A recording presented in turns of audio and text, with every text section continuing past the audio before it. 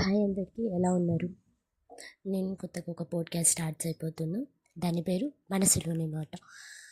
మన రియల్ లైఫ్లో మనం ఎక్స్పీరియన్స్ చేసేవి, మన రియల్ లైఫ్లో మనం ఫేస్ చేసే థింగ్స్ ఏవైతే ఉంటాయో అవి చాలామంది నెగిటివ్గా ఇది చేసుకొని వాళ్ళ లైఫ్లో ముందుకెళ్ళలేకపోతున్నారు. సో వాళ్ళందరి కోసం నా ఒక చిన్న ఇది స్టార్ట్ చేద్దాం పోడ్కాస్ట్ అని చెప్పేసి స్టార్ట్ చేసా. నా సైడ్ నుంచి మీకు కొంచెం సపోర్ట్ అందిద్దామని చెప్పేసి.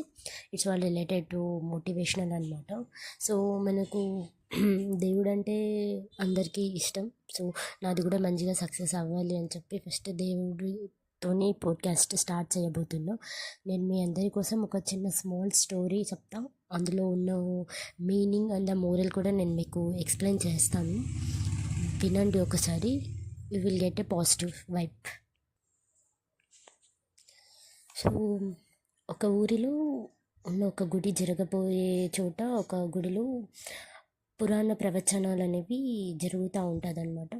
సో దానికి రావాలి అని చెప్పేసి ఆ గుడిలో ఉన్న ఒక అర్చకుడు వాళ్ళ ఊరిలో ఉన్న ఒక ధన్వంతుని దగ్గరికి వెళ్ళి ఆహ్వానిస్తాడనమాట. మీరు తప్పకుండా రావాలి గుడిలో ప్రవచనానికి అని చెప్పేసి. అందుకు ఆ ధన్వంతుడు ఆ అర్చకుడికి ఒక సమాధానం ఇస్తాడనమాట.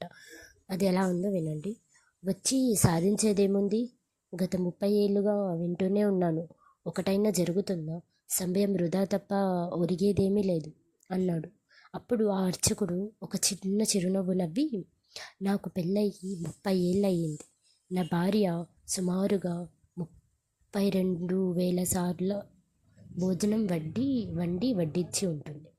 నేను తిన్న భోజన పదార్థాలలో నాకు ఒక్కటైనా గుర్తుందా? కానీ ఆమె వండిన భోజనం నుండి నేను శక్తిని పొందాను. అలాగే మనసుకి కూడా దైవ ధ్యానం, దైవ స్మరణ వల్ల శక్తి లభిస్తుంది అన్నాడు. అంటే దీని నుంచి మనం నేర్చుకునేది ఏమి అంటే, మనకు మనీ ఉంది, ఇది ఉంది అని చెప్పేసి మనము దేవుడిని నెగ్లెక్ట్ చేయకూడదు. We always need to connect with the divinity అనమాట. దేవుడికి మనం ఎప్పుడు కనెక్ట్ అయి ఉండాలి. అప్పుడే మనకి ఏ పాజిటివ్ అయినా ఏ నెగిటివ్ అయినా మనకు కావాల్సిన విధంగా మనం మార్చుకోగలుగుతాం అన్నమాట. అలానే ఇతను కూడా ఏమంటున్నాడు అంటే, మనకు వాళ్ళు చేసినవన్నీ గుర్తు లేకపోవచ్చు, కానీ దాని నుంచి మనకు వచ్చిన లాభాలు మాత్రం గుర్తుంటాయి కదా. మనం పొందిన ఇది బెనిఫిట్స్ అన్నీ గుర్తుంటాయి కదా.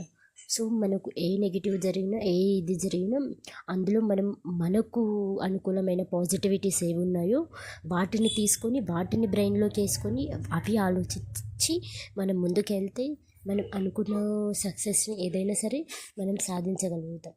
So please follow this. రేపు ఇంకొక న్యూ స్టోరీతో నేను మీ ముందుకు వస్తాను. సో ప్లీజ్ సపోర్ట్ మనసులోని మాట and follow us and we both rock.